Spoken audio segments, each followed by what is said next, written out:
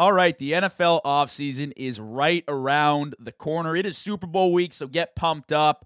But we're staring at months and months of no football, which can scare you. But don't worry, I'm here working overtime to make sure you got all the NFL content and entertainment you need to fuel you through this long offseason process, which is inevitable. But let's have fun with it today. Took me a few days to wrap my head around everything that happened, but we're going through every single head coaching vacancy, who filled it, who was hired, my thoughts, opinions, the information you need, and a final grade on every move. There were 10 total vacancies, 9 have officially been filled, and the Raiders obviously waiting on Kubiak, so that should go through and end the cycle. I'm talking about all 9 official hirings today, and we'll work on Kubiak and the Raiders once the Super Bowl is done. Welcome back to the show. It's JV Show. You know the drill. If you love the content, if you love being here, go ahead, like, comment, subscribe. It means the world. And make sure those notifications are turned on for the offseason, as the content will be booming. I can promise you that. Today's schedule, all 9 head coaches hired, my opinions, my grading. And then we'll talk some offensive coordinators and some defensive coordinators that I like, some big decisions, the biggest impact coordinators that have been hired at the end. I'll give my quick hitting thoughts on those. But let's get started, the meat and potatoes of the episode. I've waited. I've been very patient to talk about my Buffalo Bills, and I'm going to kick it off talking about Buffalo after moving on from McDermott, after about a decade of him as our head coach. Pagula says, you're out of here. Bean gets promoted. We have a terrible press conference. And then we hire Joe Brady, promoted from OC to head coach, to be the man that leads Josh Allen and these Buffalo Bills to the promised land for the Super Bowl. I wasn't a huge fan at first, but I thought, let's take a few days. Let me think about it. And I'm kind of on board now. And let me explain why. I think we're seeing a shift in the archetype of the modern NFL head coach. And a lot of these successful head coaches are young. Now, you don't got to be 20 or 25 years old. But a lot of the success I'm seeing with teams right now is with young head coaches. And that kind of started with the McVays, with the Shanahans. And now we're seeing this wave of guys come in, this youth, this innovation, and that is what is sparking a lot of the success for these teams. I think Joe Brady brings that. Now, we'll talk about Brady and all the moves he's made as far as his coaching staff so far as the head coach. Let me give you some history to catch you all up if you didn't know. Brady did come into the league under Sean Payton. So 2017, 2018 as an offensive assistant over there in New Orleans. This will be a recurring theme throughout the episode, the coaching tree. I do think it is very important to note that. And for unity purposes, which I'll get to right away. Now, his time in Buffalo, he's coached 3 years as our offensive coordinator, and his offenses have always been great. Ranked top 6 in those 3 years with the number 1 rushing offense this past season. James Cook, our offensive line, they had a great year. The bottom line is our offenses have always produced. Now, sure, he's had Josh Allen. It's definitely a lot easier to work with him than some other quarterback who's not capable of carrying a roster like this. Because to be fair, besides 2023, where he had Stephon Diggs, who was a 1,200-yard receiver, in back-to-back seasons, he's had Khalil Shakir as the leading receiver in Buffalo, have 820 yards and 720 yards. So it hasn't been all that great, but his offenses have produced, and he's been great running the ball with James Cook, and we've had success with the weapons that we've got, and we've made it, decently far in the playoffs, considering the talent we got on offense. We've been a consistent 28 to 30 points per game team, especially in the playoffs. We've been great. So people want to say, promoting internally, not the best. Maybe I can get on board with that. I understand where you're coming from, and that's where my thought process was initially. But you need to realize the offense was never the issue. The culture wasn't necessarily the issue either. I mean, players were pretty depressed to see Sean McDermott go. So bringing in Joe Brady from OC to head coach, the culture's not really going to change, ideally. And I feel like that was reflected in his press conference. What do they really need? Well, I think they just need some innovation, especially on the defensive side of the ball, which I believe we got. My grade of this move is a B+. And here is why. Okay? Innovation, youth, that's what I want to see for this coaching staff, and that's what we got. Buffalo's new coaching regime could be the answer. It could be the reason why we push further than a conference championship game next year or the year after. Coaching staff in the NFL is all about cohesion to me. I'm a big believer in unity and cohesion for coaching staffs. I still want Joe Brady to be focused on offensive football, but now he's taking on head coaching duties. So what does Joe Brady go out and do? Well, insert Pete Carmichael, 26 years of experienced NFL coaching. He came from that same Sean Payton tree, and he will help ease the pressure off Brady's duties as a head coach, as a play caller. I'm a big believer in bringing in guys that know what they're doing. Carmichael's not geriatric. He's not 80 years old, but he has a ton of experience in the NFL under the same coaching tree, the same thought pattern that Joe Brady grew up in as a play caller under Sean Payton. Now we're seeing that uniting with Carmichael, who worked with Sean Payton over in New Orleans, then in Denver these last few years. He's 54 years old. I'm just big on the experience aspect of things. Brady's a good play caller, but we all know when play callers are promoted or are given opportunities to coach as a head coach, well, sometimes there's a dip in performance, either play calling wise or management wise. Because when you are so hyper focused on something, other details can be missed. You can slip in other areas of coaching. This is where you insert a guy like Carmichael who comes in, manages the personnel, understands what's going on, experience. He gives Joe Brady that sense of security of like, hey, I'm here. Dude, don't worry. You call the plays, but I got your back. And that's what I really like about this move. Then you're like, well, that's fine. We got the offense established. Who's going to call our defense? Who's going to be our defensive coordinator? Defensive control, Jim Leonhard. Former Bill back in the 2010s and another coach from that Sean Payton tree. He spent the last 2 seasons in Denver as a pass game coordinator. He's 43 years old. And keep in mind, he met with the Chargers and the Ravens as a potential defensive coordinator. The Chargers, who just had Jesse Minter the past few years, run a phenomenal defense. The Ravens, who had Jesse Minter back in the day, then Mike McDonald. That's the playing field that Leonhard is on right now. That gives me reassurance. The move was heavily applauded by many people, many fans, a lot of people in the league. To me, that means something. When you get a coach, a coordinator, somebody of value that a lot of teams in the league want, I think that's important. Now, it's not the be-all, end-all, but when a lot of teams, good teams with good track records of good defensive coordinators are looking at your guy and you got him, you feel pretty good about yourself. Leonhard brought in Bobby April, outside linebacker coach. He worked with him at Wisconsin. That's big. He coached up Andrew Van Ginkel, Zach Bond. And why is that important? Well, here's where the schematics of the game come into play for the Buffalo Bills. Leonhard will transition our defense from a 3-4 scheme, to a 3-4 scheme. Leonhard is transitioning our defense from a 4-3 scheme to a 3-4 scheme and will be huge in moving us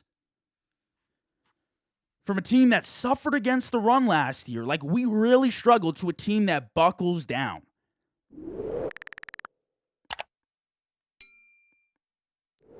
I'm big on this hire. I'm big on the Buffalo Bills coaching staff right now. I love that Joe Brady is young and has the ability to tap in with other young coaches and bring in innovation and youth to this team that's been stuck with Sean McDermott, who, no disrespect to the guy, had a great culture, was a very good coach for us, but like Pagula said, just hit the playoff wall. So you can look at this move and say, well, Joe Brady, it's not flashy. You're right. It's not a sexy pick. It's not sparkling. He is not Ben Johnson. He is not Liam Cohen. Absolutely not. Yeah, it's boring. You promote internally. But I think we made the necessary moves, and I think we did the best with what we had. I'll say that. I don't think this coaching cycle, there were too many head coaches where I was in awe. I was in love. I was like, I want that guy. But everyone we did pick up made complete logical sense, and I think we're moving forward with a new plan of attack. Saying, we got Josh Allen, we got an MVP quarterback. We've been oh so close for so many years. What's going to push us over the edge? Brady as head coach, new young mind. Carmichael comes in. He'll help out Brady, alleviate some of the pressure off him. Leonard comes in, changes the defensive schematics of things. Running that 3-4 scheme, it'll be big. And I'm looking forward to it. I think it'll play to the strengths of a lot of the guys we got on defense. And developing those outside linebackers, those off-ball linebackers, it will be huge. I'm looking forward to it. That's my thoughts on the Buffalo Bills. Let's move over now to the New York Giants. John Harbaugh, the next head coach of the New York Giants. Another move I am in love with. One of my favorite hirings of this cycle.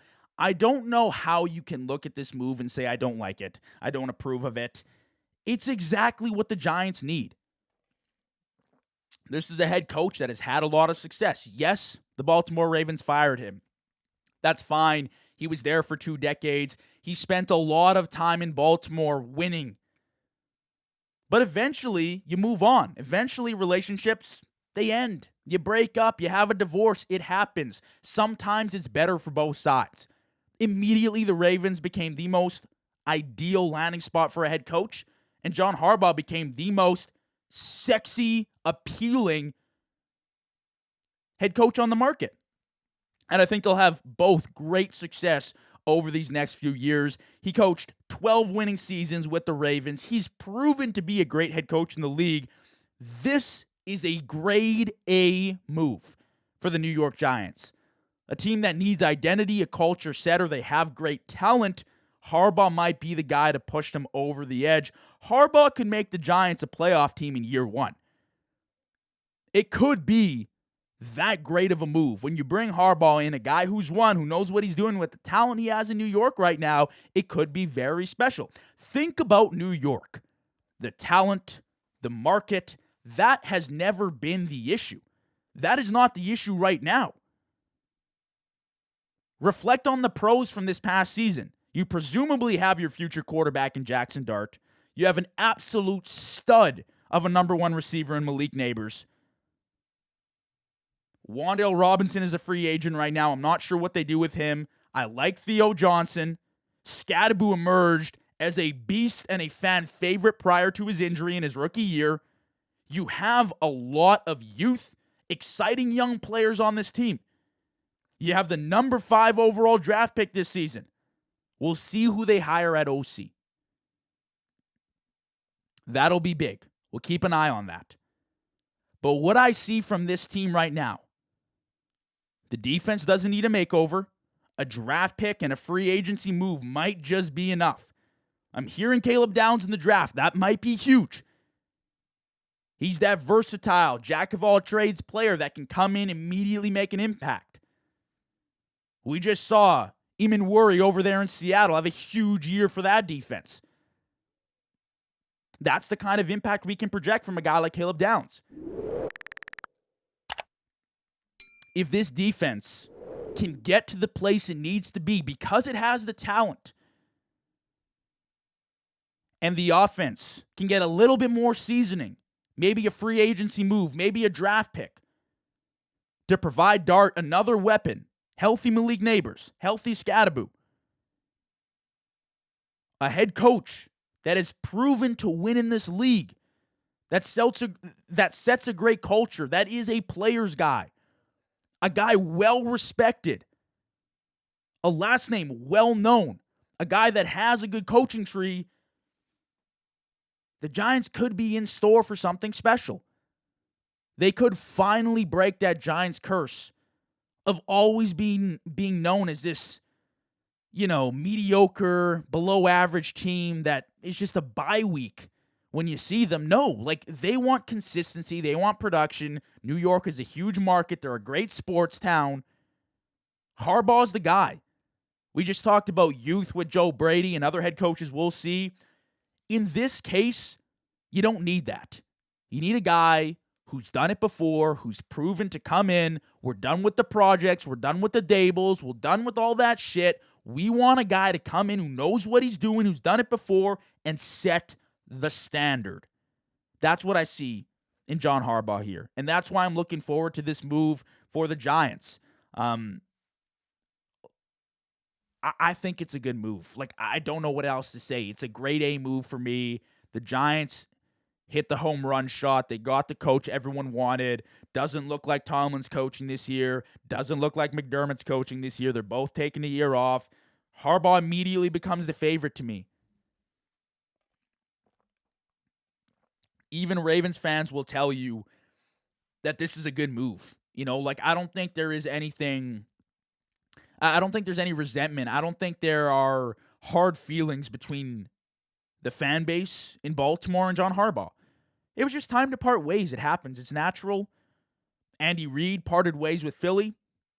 Kansas City found himself a great head coach. Won Super Bowls there. It happens. This could be great for the Giants, and I love the move.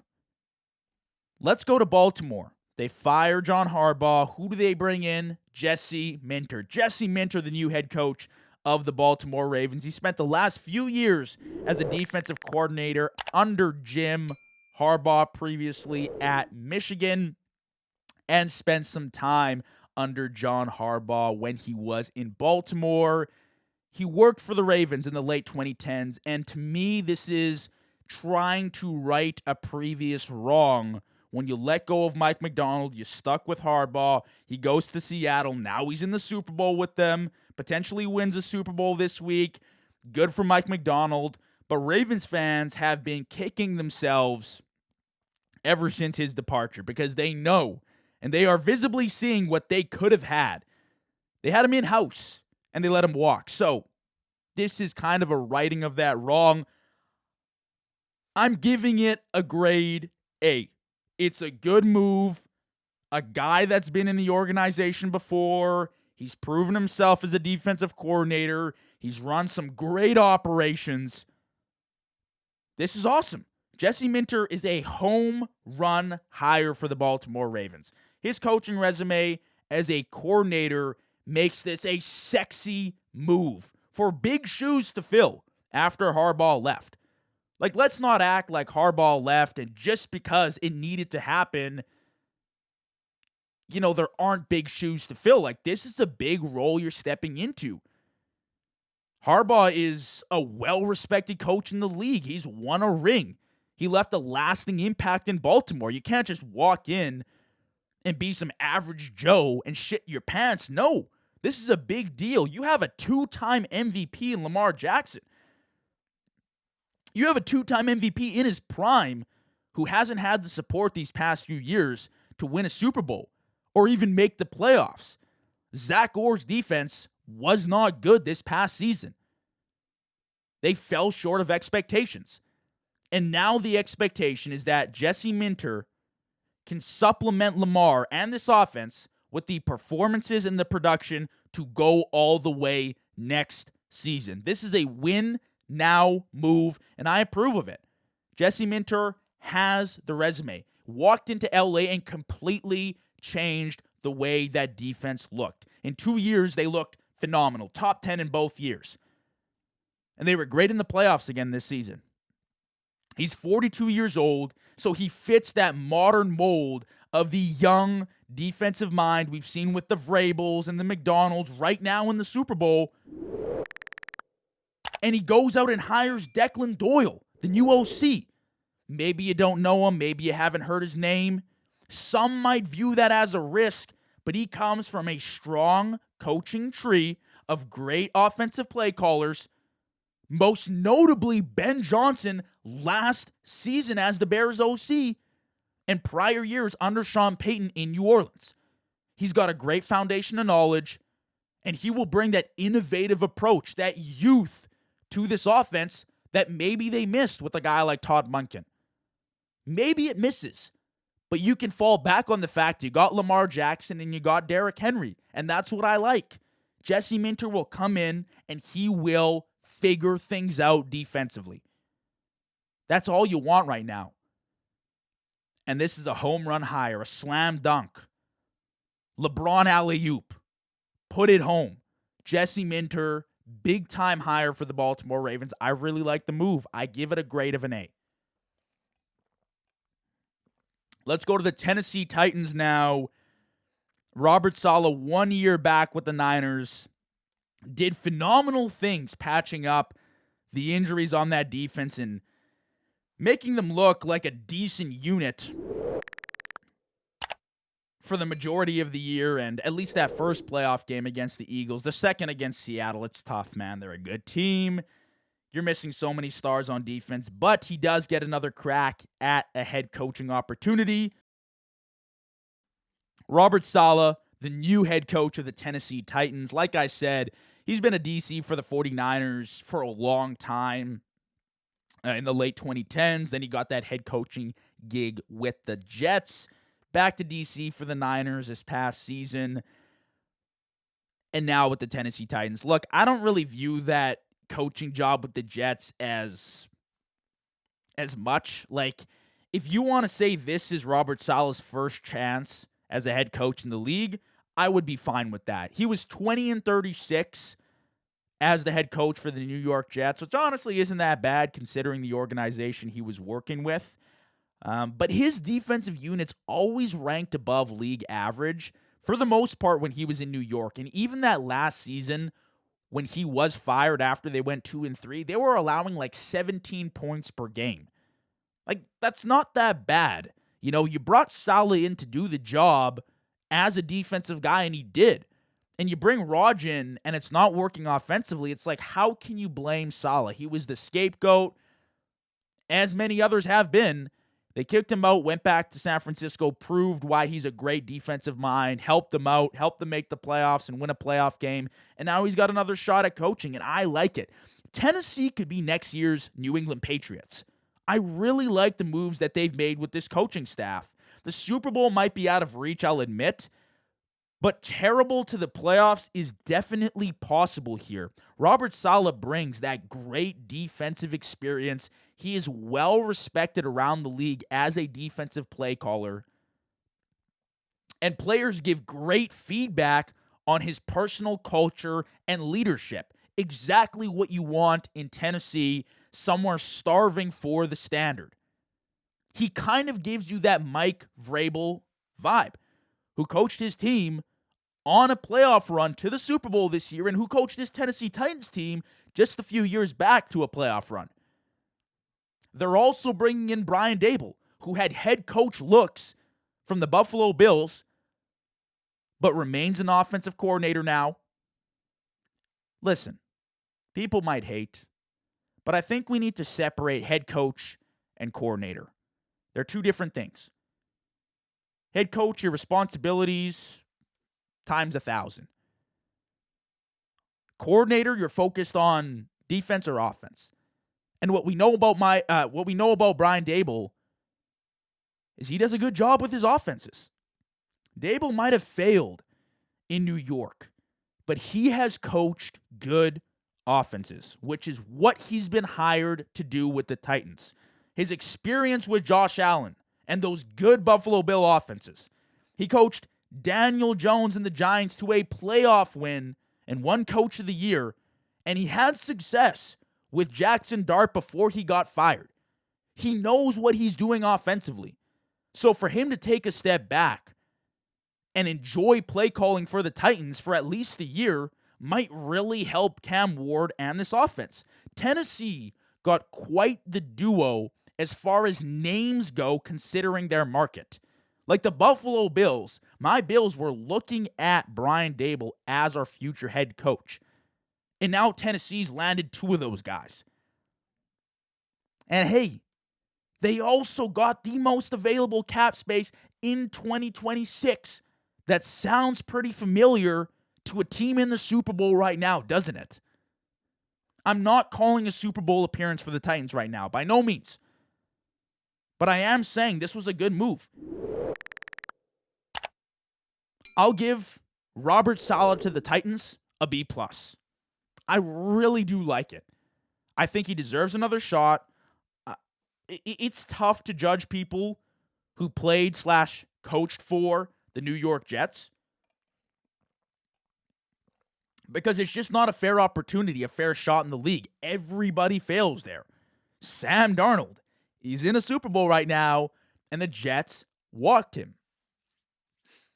So to me, this is the first opportunity, the real shot that Saleh's got. And I don't even think the Titans are anything to go crazy about, but I'm a big fan of Cam Ward's. I'm a big fan of Brian Daboll's. And I like Robert Saleh. And I think he will bring a good culture to this team, and they will do good things. If they can give Cam Ward some weapons, they can give him some pieces to help him grow. Brian Daboll comes in, the guy that has been credited for Josh Allen's growth and his young development. Maybe we're looking at something great in Tennessee, a team that is starving for some wins and some success. So I am a big fan of the Titans and bringing on Saleh, and I do think this immediately improves their chances at potentially making a playoff run next year, at least winning 7 to 8 games. I think that is very doable with this coaching staff, considering they have not one but two potential head coaches in the NFL with Saleh and Daboll. Moving on, Atlanta Falcons. Oh, I love this move. I really do, guys. There are parts of me that question the leadership aspect of things, but purely from a football perspective, I like it. Kevin Stefanski, the new head coach of the Atlanta Falcons, he was previously the head coach since 2020 in Cleveland. Now he's headed to Atlanta to coach the Falcons. 2020, his first year in Cleveland, he leads the Browns to 11-5 and a playoff win with Baker Mayfield. Then in 2023, he leads Cleveland and Joe Flacco, mind you, to 11-6 and into the playoff picture. That is impressive. That is a resume I like. 2024, 2025, they were not good years, but Stefanski has dealt with a carousel of quarterbacks, and it is really hard to develop and establish a system when you don't have a concrete guy that is set in stone who's going to be around for years and years as a play caller, as a head coach. I like the move a lot. I'll give this move a B+. I like it. I think it's really solid. I think it's a smart move for Atlanta. Now, I understand, there were leadership concerns this year in Cleveland. 100%. I had the concerns myself. I said it on the podcast here, and they remained.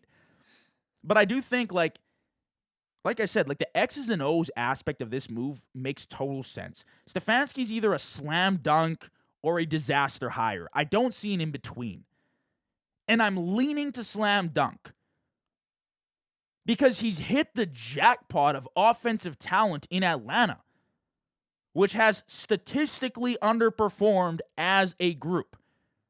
You get an immediate quarterback upgrade with Michael Penix. You get Bijan Robinson, Kyle Pitts, Drake London, established stars in the league who are still young but have proven they can get the job done at a very high level. And they're the core of your offense right now. And all you have to do is build off that.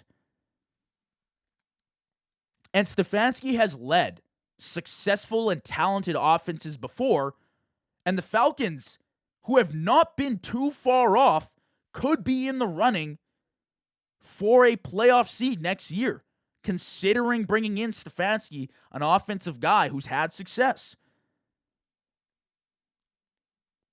There were the concerns, of course, with the Shedeur Sanders and the Dylan Gabriel situation. We've heard them. I understand. But it's also Cleveland. Like, it's hard to judge coaches in bad environments. I don't think he made great decisions as a leader, and I think he may have lost the locker room in Cleveland. But this is a fresh start.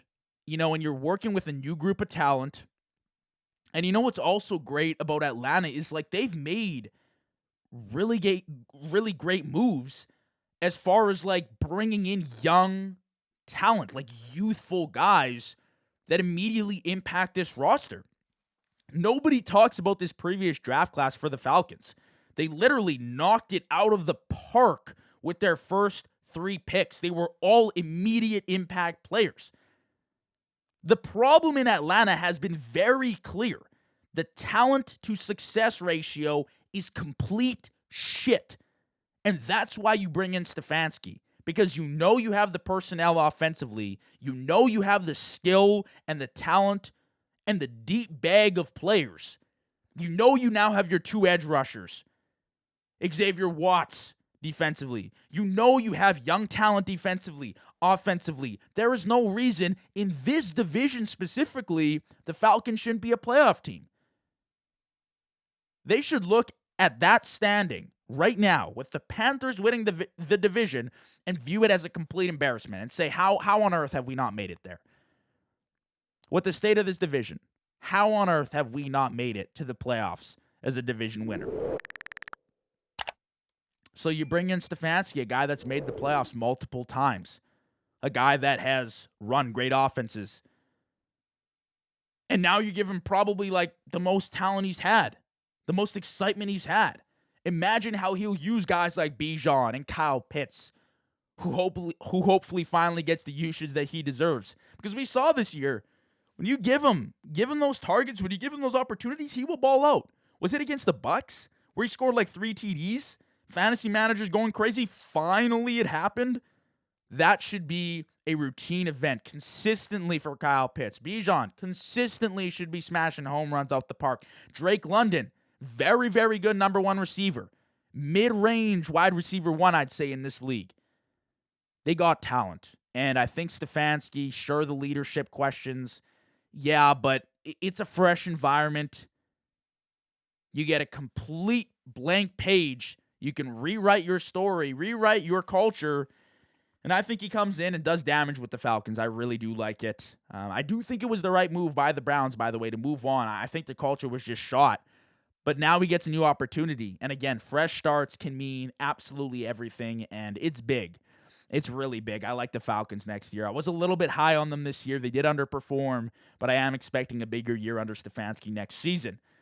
Let's go to the Miami Dolphins, who bring in Jeff Hafley from the Green Bay Packers. He served as a head coach at the college level for a few years and spent the last few seasons in Green Bay as a very successful defensive coordinator. He had a top 6 defense in 2024 and a top 11 defense in 2025. I don't really know if I have a grade for this move. I literally have no grade written down here. If I were to give it something, I'd probably say like C+, maybe a B if I'm feeling good. I don't know. And this isn't really a reflection on Hafley. It's more so Miami and their situation and the whole quarterback thing with Tua. Jeff Hafley took a job that nobody wanted. Miami is not an ideal landing spot right now. They screwed themselves over with the Tua contract, which will be an immediate burden, at least for the beginning of Hafley's coaching tenure. And they need a complete culture reset. Mike McDaniel, they tried to go swaggy with McDaniel. It didn't work. And now it's a complete disaster, and they have no leadership core there. So Hafley has not only been hired for the X's and O's aspect of the game, but he also needs to establish a standard and a culture from day one and make it clear that if you don't follow that, there will be consequences. It's Miami. I say this all the time. It is hard to keep these guys reined in. You want to go to the beach and party with the celebs, but you are running a football team, a pro football team. You need a hard ass, and that's who Jeff Hafley needs to be. Hafley needs to set the standard from day one with this team and start from rock bottom and build up this culture. Like I said, his defense is with the Packers, 6th in points against and 11th in points against. That's great news. He can come in, help this defense. But it's hard for me to get super excited about a head coach who's defensive oriented without a good starting quarterback. And with Tua, who has a $54 million guaranteed contract this year with the Dolphins. And no other plan at quarterback. So we'll probably have to wait for the Dolphins to resolve their quarterback situation before we can truly make a call on Jeff Hafley. But by the time that has happened, I don't even know if Hafley's around, unfortunately. And this has nothing to do with Hafley. He'll bring his defensive expertise. I'm sure the defense will be great. Maybe they're a top 18, top 15 unit. He'll do what he can. But it's going to be tough. It is very difficult to walk into that building right now with the state of that culture, with how they ended last year, with McDaniel just leaving a complete disaster there, and to come in and fix things year one. Like, it's going to be a long process. But I'm happy he took the opportunity. It is always great to put yourself out there as a head coach in the league. It's just a harder situation than most. Like, I think it's harder to walk into Miami objectively than to walk into Atlanta, where you have the talent laid out for you, and they really just need a better leadership guy. Maybe a guy that can run the offense, which Stefanski is. So my grade, like I said, is like a C+, maybe a B. I'm leaning more C+ here. But it could be great. It's just going to take time with Hafley, and he's really going to have to hone in on the culture aspect and build up from level 1. Like, this is not a level 9, we just need a head coach, a little bit more juice here to push us to the Super Bowl, to the playoffs. No. No.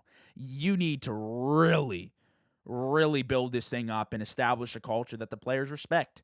And that's going to be the challenge. So I'll give it a grade C+, but I'm wishing the best for Jeff Hafley.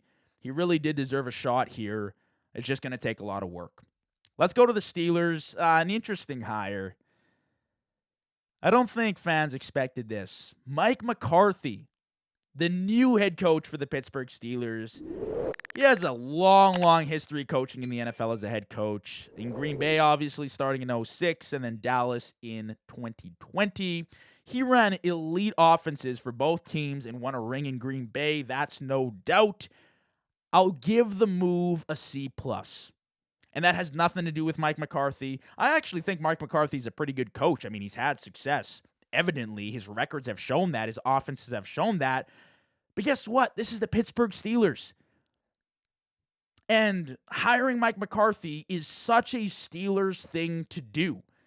This is not a dig on Mike McCarthy, because he will probably bring more offensive success to Pittsburgh than anyone has brought in the last decade.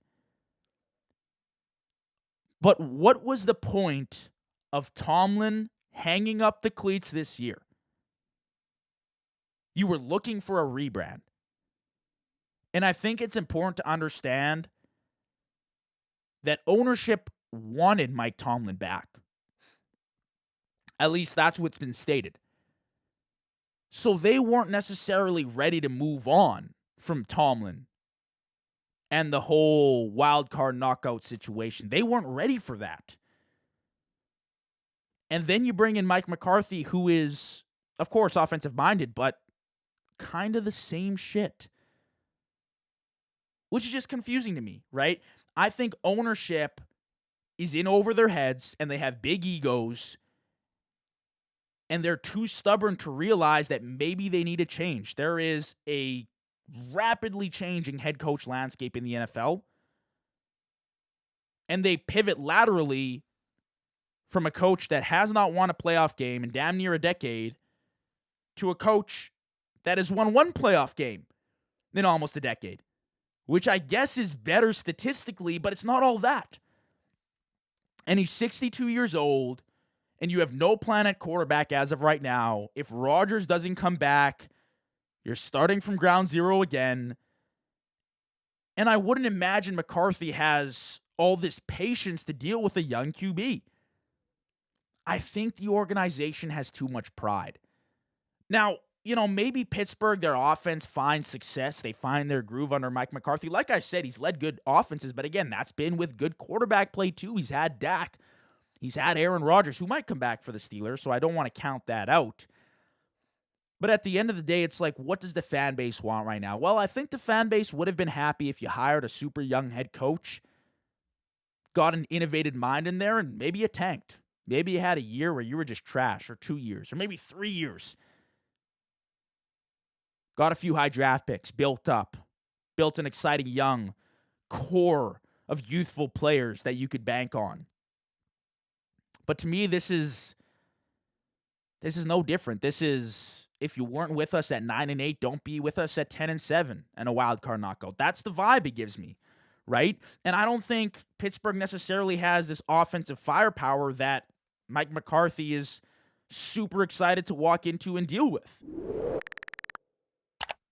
Like I said, the quarterback situation unanswered. We do not know what's happening there. And then DK Metcalf, good. Outside of that, nobody really established. Backfield was pretty good. Gainwell, Warren, I don't know who's free agents there right now. I'll have to check that out. But again, it's like, I don't know. It feels like a lateral move. And this is not a knock on McCarthy, who's had success. He's a good fit. It's just, what was the point of the move, right? And then I started to realize, well, maybe they didn't even want Tomlin to go. Maybe they don't see a problem with this. I think it's just the fan base that sees what's wrong with moving on from a Mike Tomlin to pivot to a Mike McCarthy, if that makes sense. So that's my thoughts on the move. I'll give it a C+, not because McCarthy's a bad head coach, not because his offenses don't perform, but just because it's nothing different. And the same old Steelers are going to stay the exact same now as they've been until they make that huge change, that shot in the dark that brings them youth and young innovation to this roster. Let's go Cleveland Browns now. Stefanski obviously gone. Head coaching position opens up, and who fills it? Mr. Todd Monken. Todd Monken, the new head coach of the Cleveland Browns. His recent resume is as the offensive coordinator with the Ravens under John Harbaugh, which is what scored him this deal, to be honest with you. He spent time with the Browns in 2019. In 2023, third in points for with the Ravens. 2024, fourth in points for the Ravens. I'll give this grade C+.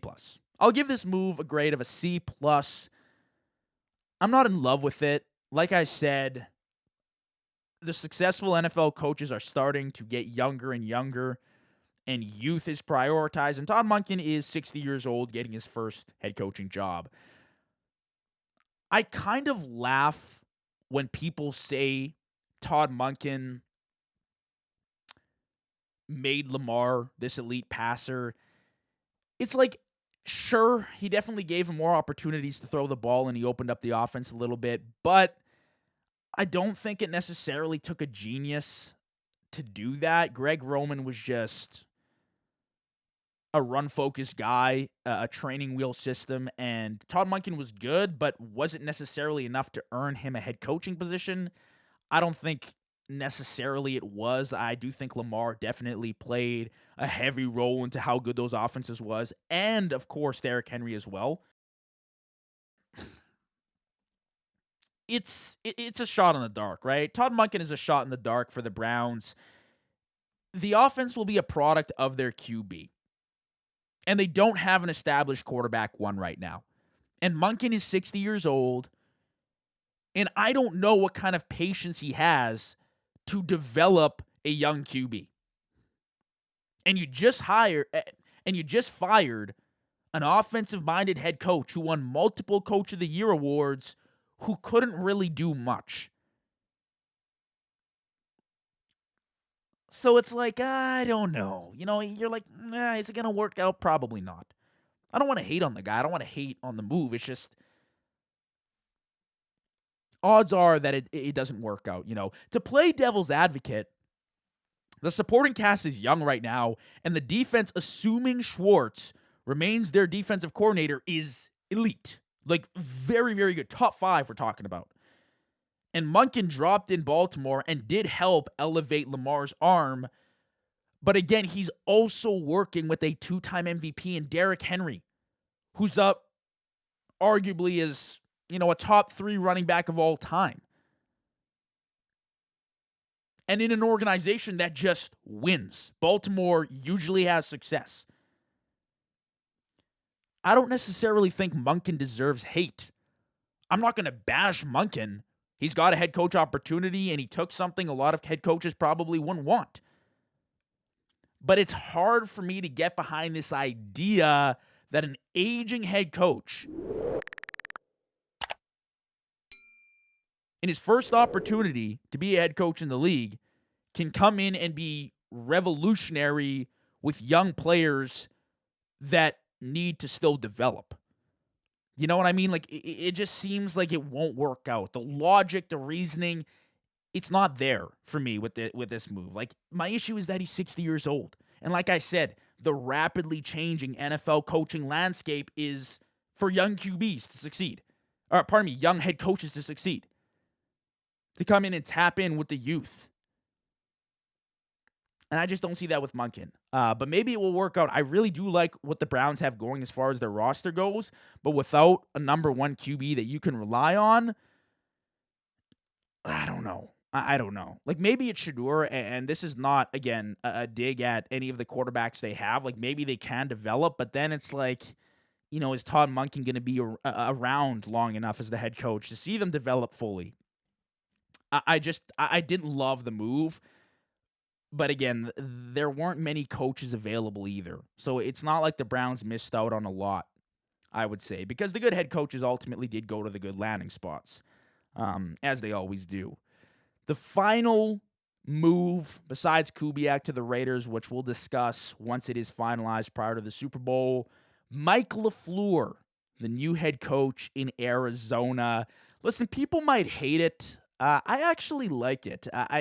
You'll hear my grade right away, and it doesn't necessarily reflect that, but I do understand, and I am looking forward to seeing what he can produce in Arizona. He developed under the Shanahan coaching tree early on in Cleveland, Atlanta, and San Francisco before he was the OC with the Jets, and you all know how I feel about the Jets. I don't necessarily think that's even a fair assessment of him as a coordinator. And then the last 3 seasons under Sean McVay. His offense is obviously garbage in New York. It is the New York Jets. But his offense is with the Rams, obviously very good considering the talent they have. I'll grade the move a C+ because I don't know what to expect. But from what I'm imagining, I really like this move.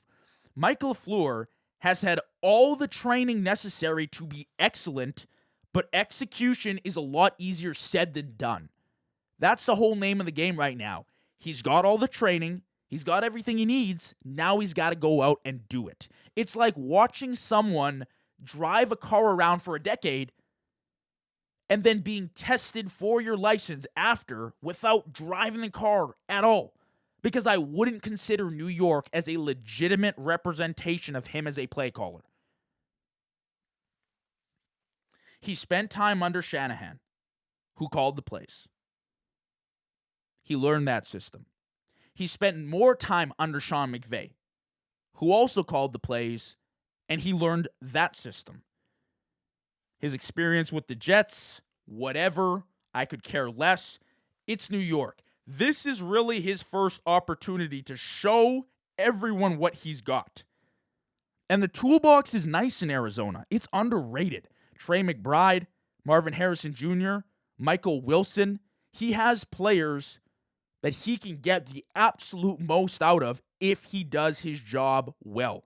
And he's 38 years old, and he's an offensive-minded head coach, and he's innovative, and he's everything that you want in a head coach right now. He checks the prototype of the current head coach box. The question is, who's the answer at quarterback? To me, it's not Kyler Murray. I don't even know if he's the quarterback next season for them. Brissett was pretty solid, but he's not a long-term option. That's going to be the challenge. If Mike LaFleur's tenure ends quickly, it's because they didn't have a quarterback ready. But if they give him a few years and maybe he drafts a quarterback or he finds a gem in free agency like a Sam Darnold, maybe he could be really good. Considering they were, I believe, the last team to hire their head coach of the teams with the vacancies, this was a good move. They were working with scraps. And McDermott taking a year off, Tomlin taking a year off. You kind of had to bet on a young offensive mind, somebody that, maybe is a diamond in the rough, and shoot your shot. And maybe they got it. But now he's got to face McVay and Shanahan twice a year each. It's tough. It's a tough task. It is a tall task, but you know what? I'm excited to see what Mike LaFleur can do coming from those coaching trees, which I think is crucial. The learning aspect of coaching, understanding. It definitely is even more important than players growing and developing in systems. I think coaching, understanding, and seeing firsthand in the room, in the film room, what is Shanahan thinking? What is McVay thinking? Okay, I can apply that now. I think it's really big, and I don't care he wasn't calling the plays. Obviously, that was the case with McVay and Shanahan. He's now learned, and he is taking in all that information. Hopefully, he can replicate that in Arizona with the talent he's got. If they can land a quarterback, I'm excited. I really am. But it is going to be a long road to take this Cardinals team from where it is right now to where they want to be, which eventually would be the Super Bowl. But even winning playoff games, it's not going to be easy because this hasn't been really a consistent franchise historically. So C+ is a grade for the move, but it could be really good. I do think people are too quick to judge Mike LaFleur. He's young, he's innovative, and he could really help this offense that lost their offensive coordinator to the Detroit Lions, which is a perfect transition into the last segment here of the episode. That is all of the 9 official head coach patchups in the NFL. Now I want to talk about a few coordinators that I've kind of noted here on my sheet. Just a quick hitter. We'll go through 5 or 6 of them here and wrap things up. First and foremost, the Cowboys' new defensive coordinator, Christian Parker, over from the Eagles. I've heard great things. Shout out to my guy, MJ, who reported on this. Apparently, he's been really good in Philly. I haven't done too much research on it, but I believe he was the DB's coach or the passing game coordinator, one of the two, and we saw the development of Cooper DeJean and Quinyon Mitchell, who obviously was a first-round pick, but it's still tough to come into the NFL and play at an elite level. So I think it's a great move. You steal a valuable asset from a division rival, and a lot of Philly fans respected it. So I'm looking at this and saying, well, it can't be much worse than Eberflus last season. Worth a shot. I like the move for the Cowboys. Cardinals OC, who I just talked about, Drew Petzing, over to the Lions. Maybe kind of questionable for most people, but I like the move as well. He really turned things up when Brissett came in the lineup and Kyler left. I just don't think him and Kyler were a good fit. But the second Jacoby Brissett came in the lineup, the offense, in my opinion, at least watching it, became considerably better, not just statistically, but how fluent they would move the ball. I just thought they looked like a well-oiled machine at points, and I just never saw that with Kyler Murray. I don't think they got the consistency, and I even think Kyler may have come back healthy, and they just rolled with Brissett because things were kind of working. They were putting up solid points. So you go to a place with Jared Goff. I would consider him closer to Brissett than Kyler Murray, let's say.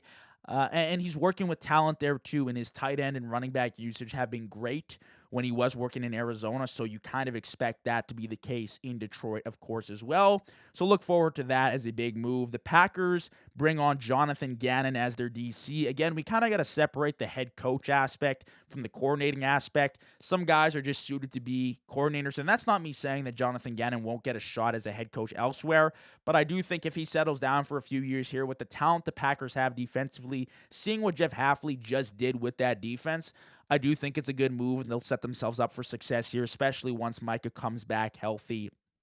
Hopefully to start next season, I would assume. The Chiefs bring on offensive coordinator Eric Bieniemy, a guy that's been in the system, that knows what's up. He had success with Mahomes.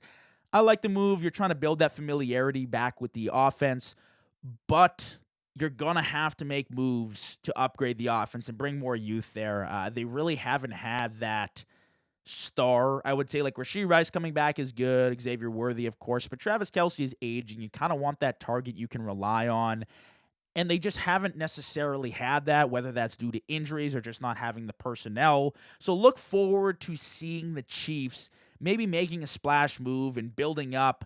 As far as youth goes on the offense, they also need just a complete revamp in the run game. But bringing back Eric Bieniemy, of course, that's good for Mahomes. He's had success under him. And if they can get a few more weapons to put around Mahomes, they can definitely be back to full form. I would not overlook the Chiefs. Let's just say that. Chargers bring on offensive coordinator Mike McDaniel, a move that I absolutely love. I think this was a home run hit for the Chargers. I did not like Greg Roman. Let's just leave it at that. I don't think he was a great play caller, especially when you have an elite quarterback and elite talent. I think McDaniel will get the best out of Herbert and the young core they've assembled. Obviously, your Johnstons, your McConkeys. In the backfield there, they got your Hamptons and your Najee Harrises, and you got playmakers, man. They just haven't been able to get over the hump in the playoffs, but hopefully McDaniel can bring a little bit more confidence to Herbert's game and help him get to the playoffs and get that playoff win, which he is still waiting on, which is crazy to say. And then the 49ers, to wrap things up here, bring on defensive coordinator Raheem Morris, which I like. You know, it's hard for me to debate a lot of these head coaching and coordinator moves. There were a few head coaching moves I didn't like, but most of the coordinator moves I really did like because they have established resumes. And Raheem Morris, a guy who maybe lost the locker room in Atlanta, but at the end of the day, solid defensive mind, and he's had opportunities to go out and coach teams at the head coach position. Maybe he'll settle down finally and relax a little bit as a coordinator on the defensive side of the ball for the Niners. And he's worked with Shanahan as well, which ties things back into that whole cohesion thing and the unity thing, which I talked about to start the episode with the Bills. So I think it's a good move. The Niners getting their defensive stars back will be huge as well, with Nick Bosa and Fred Warner back on the field. They have a good team. Michael Williams, obviously getting him back too. When they're at full force, they're going to contend. They're going to compete. So look forward to that defense balling out next year. That's a wrap. That's been an hour here on the show, getting you up to date with all the new head coach moves with this new head coaching cycle. Thank you so much for rocking with me. Enjoy the Super Bowl, and let's have a phenomenal offseason, baby. Catch you soon. Peace out.